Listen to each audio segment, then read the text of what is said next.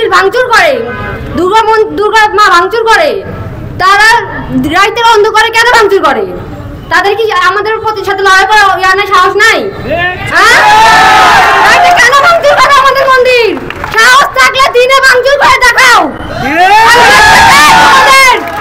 এবার অষ্টমী পাশা বই দৌড় আগে ওই খোলা যে তোমাদের বই দৌড় হবে। আমরা এই দেশে জন্মগ্রহণ করি নাই।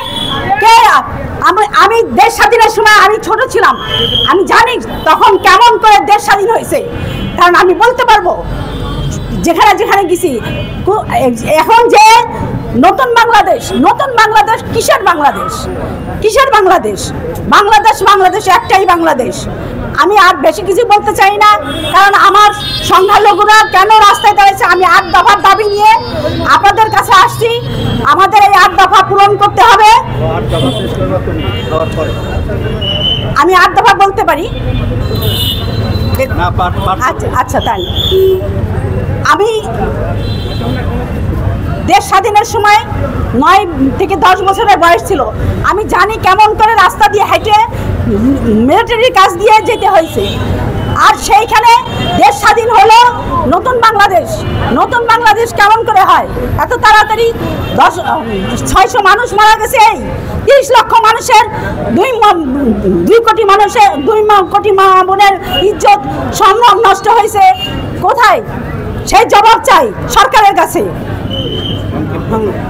আমি আর তেমন কিছু বলতে চাই না। আমি জবাব চাচ্ছি। আজকে আমরা এখানে টাঙ্গাইল তথা টাঙ্গাইলের বাহিরেও আমাদের সংগ্রামী ভাইরা একত্রিত হয়েছে একটি কারণ, সে আমাদের মন্দিরে প্রতিমা ভাঙছে, আমাদের ভাইদের নির্যাতিত হচ্ছে। আমরা এই নির্যাতিত সহ্য করব না, আমরা মাঠে নেমেছি। আজকে এই সরকারকে আমরা বলবো যে আমাদের এই দাবিগুলো যে 8 দফা দাবি, সেগুলো অবশ্যই আপনি কর্ণপাত করবেন। আমরা কারো পদত্যাগ চাই না, আমরা কারো চাই না, আমরা সুস্থ সুন্দর জীবনযাপন করতে চাই, আমরা এই দেশে থাকতে চাই। আমরা বাহিরের লোক না, আমি বাংলাদেশের জন্ম হয়েছে। বাংলার কাছে অনুরোধ করাতে পারা যেভাবে বাংলাদেশে জন্ম দেখে আমাদের এটা কি অপরাধ?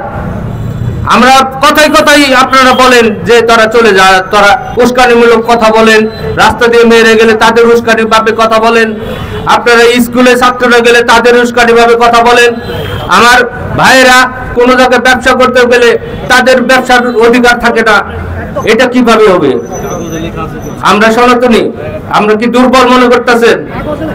আপনারা আমাদের দুর্বল মনে করেন না। কিন্তু সেই দিকে আমরা বাংলাদেশি 7.5% সংখ্যালঘু আছি। এই হিসাবে